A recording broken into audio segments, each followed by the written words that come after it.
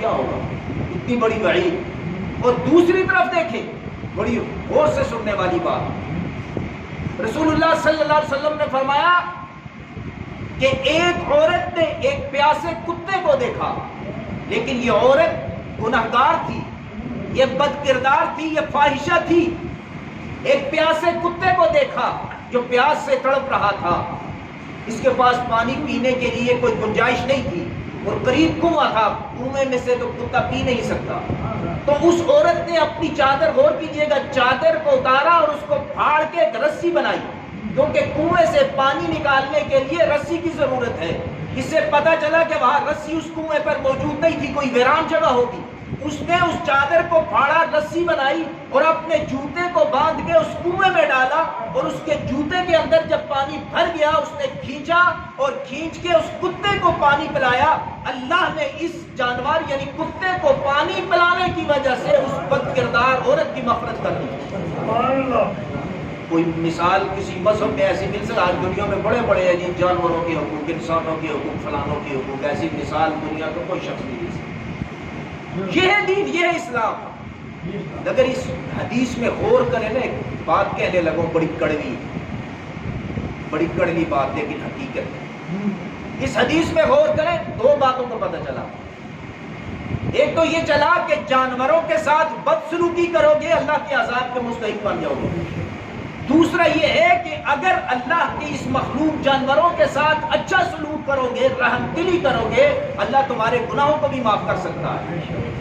اور دوسری بات، یہ جس عورت کی میں نے مثال دی ہے، اس کے بارے میں کیا ہے؟ یہ گناہگار عورت تھی، لیکن حدیث میں کیا ہے؟ اس نے اپنی چادر اتاری، اس کو پھاڑا اور رسی بنائی۔ کیا پتہ چلا کہ پہلے زمانے کے اندر گناہگار عورتیں، بد کردار عورتیں بھی چادر نہیں اتارا کرتی تھی۔ سمجھ آئے؟ چادر کا ذکر حدیث میں ہے نا، تو بد کردار عورتیں بھی سر سے چادر نہیں اتارا کرتی تھی، وہ بھی چادر رکھتی تھی، چادر تھی تو اس نے پھاڑی۔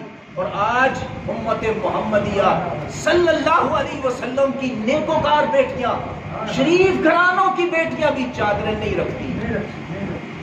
یہ فرق ہے اس وقت کے گناہگار میں اور آج کے نیکوکار میں۔ تو کہاں آئے گی اللہ کی رحمت؟ اللہ کی رحمت کہاں آئے گی؟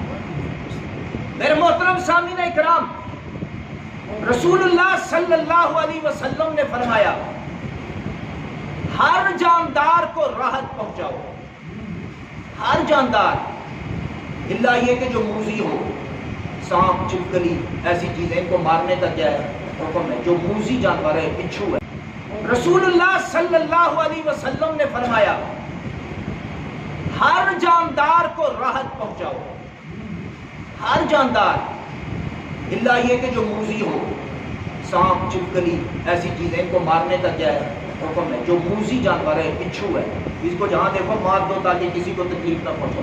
باقی جو جانور ہیں، کیا فرمایا کہ ان کو کیا پہنچاؤ؟ راحت پہنچاؤ۔ اور حدیث کے اندر الفاظ ہے فَلْيُرِحْ ذَبِيحَتَهُ، یہاں تک کہ جب تم اپنے جانور کو ذبح کر رہے ہو اس وقت بھی اس کو راحت پہنچاؤ۔ عجیب جملہ ہے، ذہن میں آئے گا ایک طرف تو ہم چھری چلا رہے ہیں، گلا کاٹ رہے ہیں، جانور تڑپ رہا ہے، اور اللہ کے نبی صلی اللہ علیہ وسلم کیا فرما رہے ہیں؟ اس وقت بھی اس جانور پر کیا کرو؟ اس کو آرام پہنچاؤ۔ تو جب ذبح ہو رہا ہے تو اس کو آرام کیسے پہنچے گا؟ یہ سمجھنے والی بات ہے، اور اس میں ہم بڑی غلطیاں کر رہے ہیں، اس لیے عرض کر رہا ہوں۔ ایک تکلیف تو وہ ہے جو ذبح کرتے ہوئے اللہ نے اس جانور کے مقدر میں لکھ دی، وہ تو اس کو پہنچے گی، لیکن فرمایا اس سے زیادہ تمہاری طرف سے اس جانور کو تکلیف نہ پہنچے۔ ہماری طرف سے کیسے پہنچے گی؟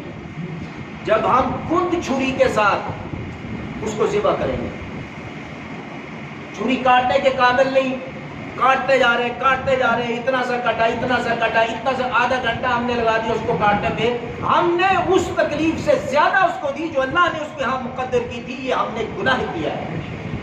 یہ فَلْيُرِحْ ذَبِيحَتَهُ، اور پھر اس کے اندر 90% تقریباً ہم اپنی قربانیوں کو خراب کر رہے ہیں، کیونکہ ہم نے تو کرنی نہیں ہوتی، کرنی کس نے؟ کسائی نے 15 بیڑوں کا ٹائم لیا ہوا ہے، اس نے اپنے ٹائم میں 15 بیڑے کرنے ہی کرنے. اب یہ کرتے کیا ہے؟ یہ اب بات جو بتا رہا ہوں نا، اب عید کے دن آپ نے اس پر فوکس رکھنا ہے. اپنی قربانیاں مت خراب کریں. کسائی آپ سے پیسے بھی لیتا ہے، آپ کے جانور کو بھی مکروہ کرتا ہے، اپنا ٹائم بھی بچاتا ہے، قربانی بھی خراب کرتا ہے، گناہ گار بھی کرتا ہے. اللہ کے نبی نے کیا فَلْيُرِحْ ذَبِيحَتَهُ، یہ کسائی کیا کرتا ہے؟ جانور کو جب ذبح کیا جاتا ہے، جانور ابھی تڑپ رہا ہوتا ہے، جان نہیں نکلتی، اس کا منکا توڑ دیتے ہیں.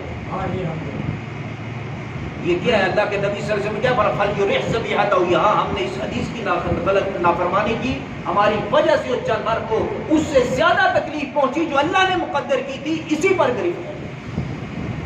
اب جو قربانی مکروہ کر گیا، اب مفتی بتائے گا کہ اس کی شرعی حیثیت کیا ہے.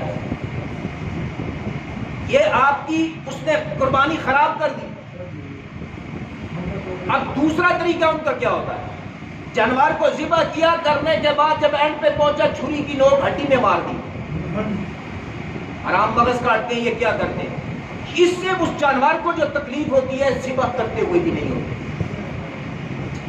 جب کسائی یہ عمل کرے فوراً اس کو روک دے، سختی سے روکے، پہلے اس کو بتائیں نہ اس کے گلے میں چھری مارنی ہے، نہ اس کا من کا توڑنا ہے، ذبح کرنے کا نہیں تو نکل. یہ پہلے ایگریمنٹ. اور اپنے پاس کھڑے ہو. کئی ایسے کسائی ہیں جو تکبیر پڑھتے ہی نہیں، اور یہ بھی بعض دفعہ تحقیق نہیں ہوتی مسلمان ہے بھی کہ نہیں. ہمیں صرف کسائی چاہیے جو ذبح کر کے نکل جائے، یہ بھی پتہ نہیں ہوتا. تو یہ بھی تحقیق، اپنے واقف کار بندے کو بلائے، قربانی لیٹ کر لیں. ضروری نہیں کہ سب سے پہلے عید کے بعد میری کپڑا ذبح ہونا، لیکن یہ دو چیزیں سامنے رکھیں، جانور کو اس سے زیادہ تکلیف نہ پہنچے.